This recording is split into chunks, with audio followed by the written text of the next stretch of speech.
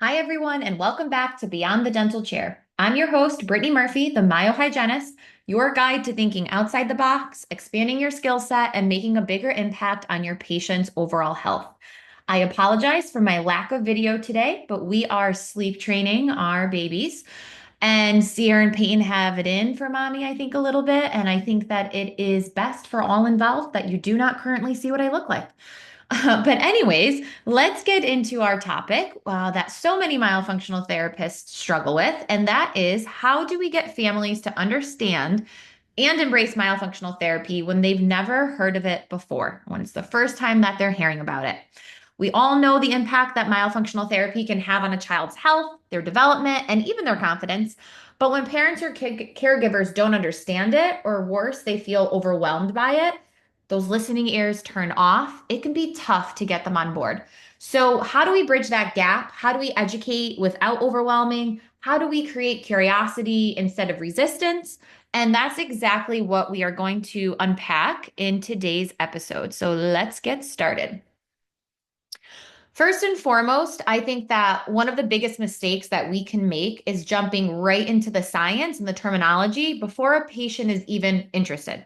Imagine someone trying to explain, I don't know, quantum physics to you when you didn't even ask. It's too much, it's too soon, and like really listening ears turned off. I'm thinking already about what I need to get at the grocery store to make for dinner. So instead, you want to start by connecting with what they already care about, and that is their child's struggles. So, what are those struggles? Are they snoring? Are they mouth breathing? Do they have speech delays? Are they presenting with ADHD-like symptoms? Is it, other sleep issues, thumb sucking issues? When you open the conversation by acknowledging the problem that they're seeing, right? Their chief complaint, what is the family's pain point? They'll be much more open to hearing about the solution that you are presenting.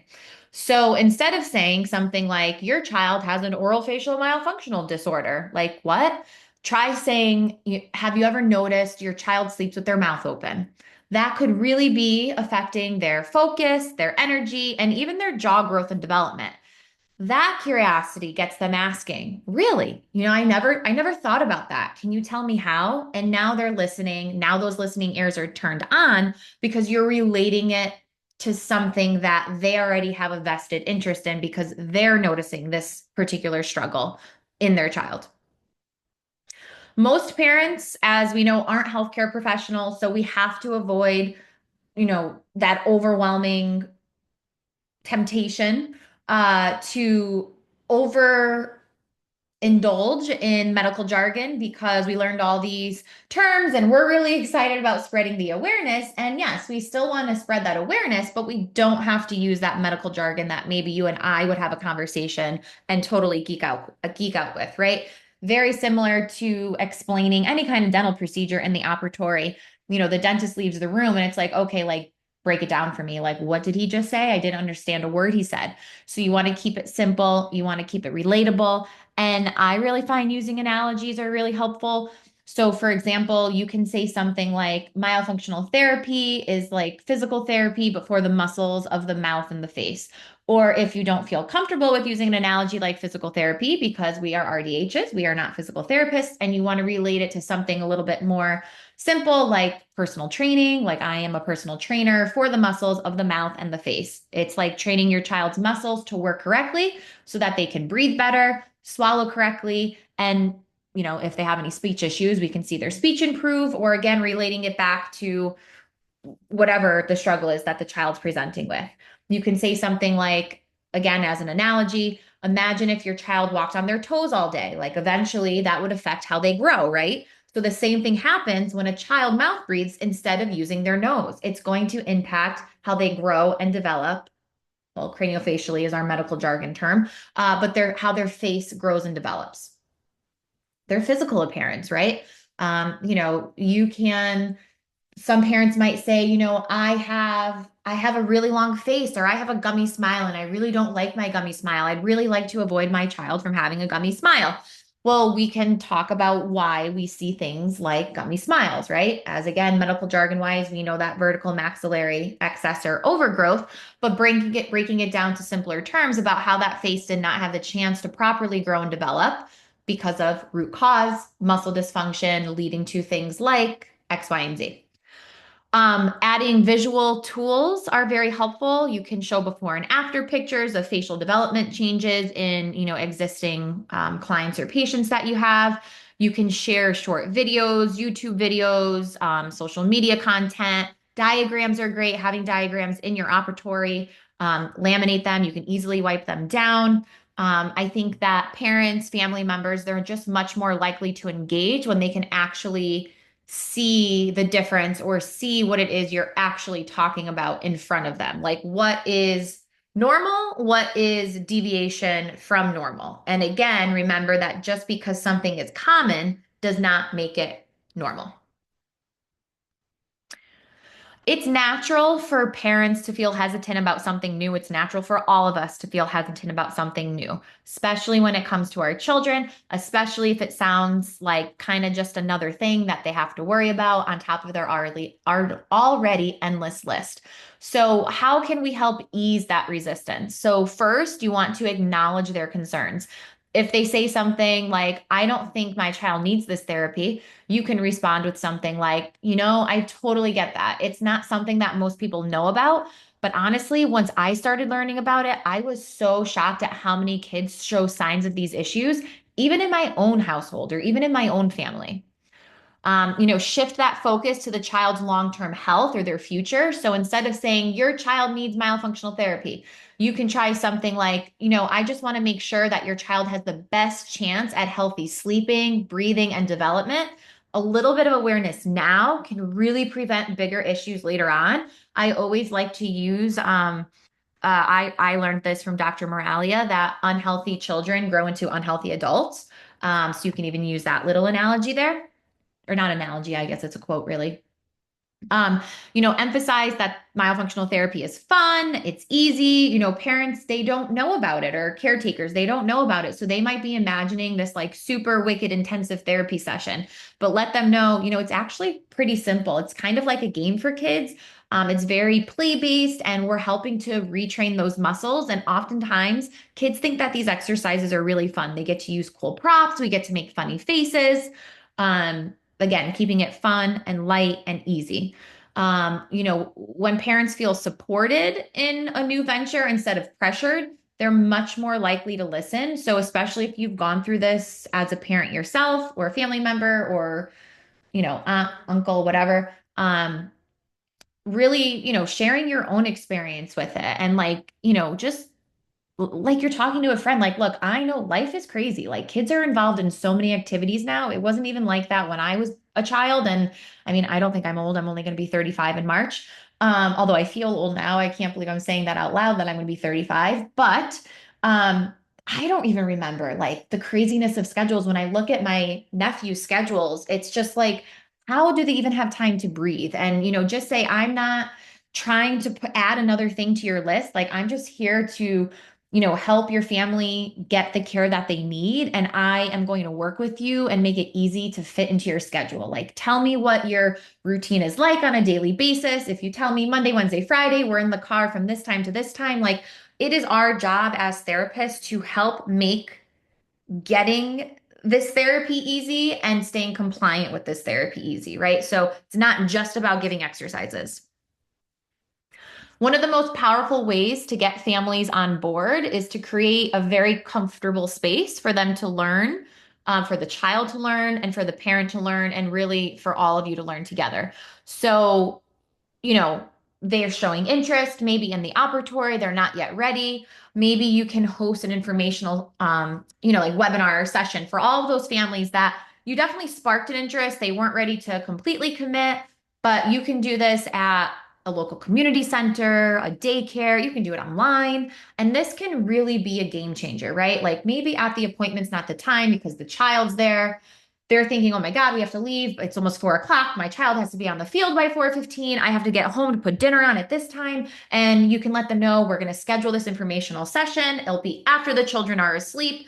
parents can sit down, have, I don't know, a cup of tea, a glass of wine, a whiskey, whatever is really on their radar for that night, right? No judgment here. But they can take the time to actually listen to what it is that we're saying, right? Because that education is so powerful. So make it as casual of a learning experience as you can. Like I always find that the easiest way to get through to families is like I always say like creating an environment like they're literally sitting at your kitchen island or your kitchen table. Okay. So it should not be something intimidating.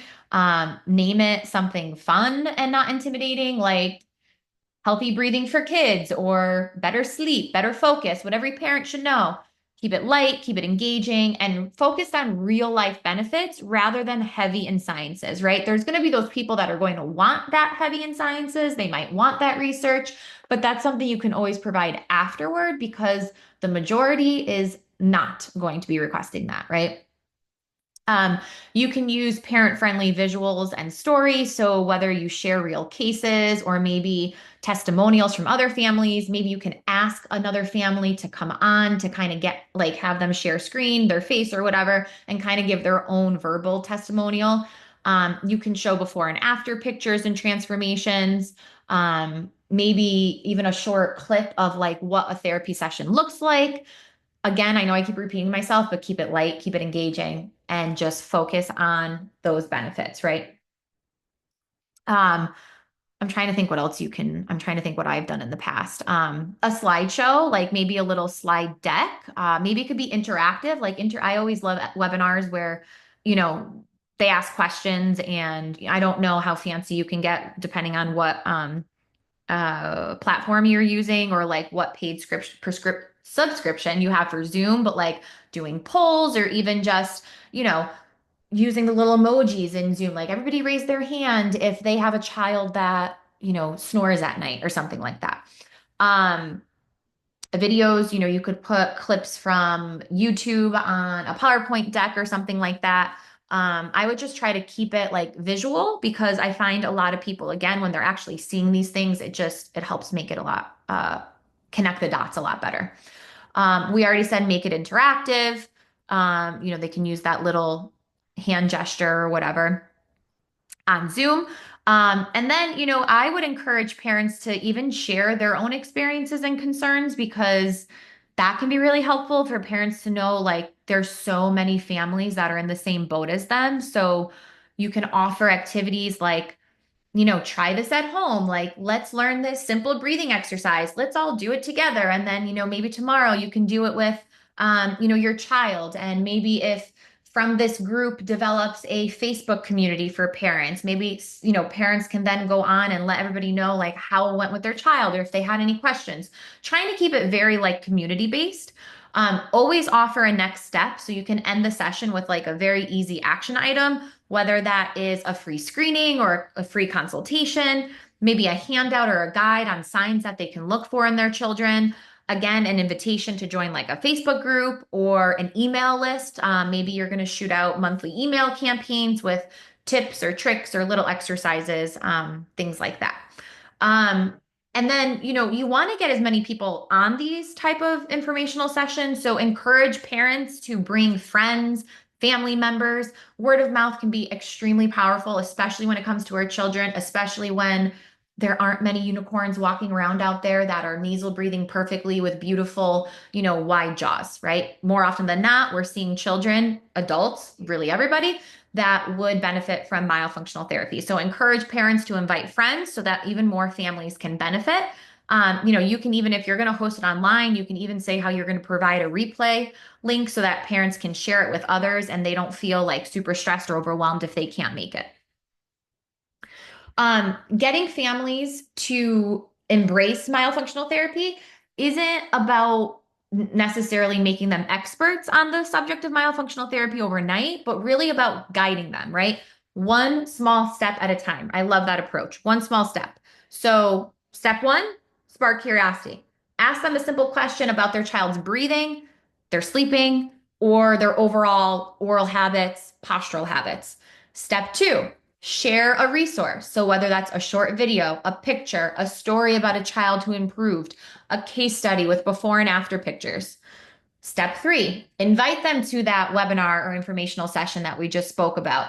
This really takes the pressure off on that one-on-one conversation, and it makes learning a shared experience or like a group experience. And then parents can even come together and they can see like, wow, there are 50 families in this informational session tonight or whatever, right? Like, okay, I'm not the only one. I don't feel like, um, I'm crazy or whatever. I keep bringing this subject up to my pediatrician and they keep telling me it's normal or my child's going to grow out of it. But I just have this like overwhelming gut mom feeling that like there is something more to this.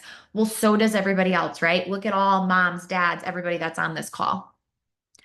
Step four, offer a next step. So, an easy next step, a simple evaluation, a chat with a therapist or your whoever, office admin or virtual assistant or whoever, a quick exercise for them to try at home. By breaking it down to small, simple steps, parents and families will not feel overwhelmed. They're going to feel empowered to take that next step. And right, that is what we are looking for. At the end of the day, this is all about families helping their children. And every child deserves to breathe better, sleep better, and thrive. And it really starts with awareness. So, my challenge to you for this week is to have one conversation or invite one parent to an informational session that you're going to host. Just one. It could be with a friend, a patient's parent, someone in your community.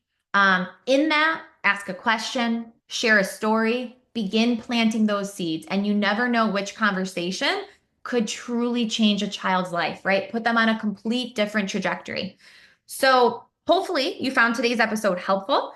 If so, please share it with someone who needs to hear it. Let's get the word out and help even more children and even more families. As always, reach out with any questions or topic suggestions. And until next time, let's keep thinking beyond the dental chair. Take care and keep inspiring.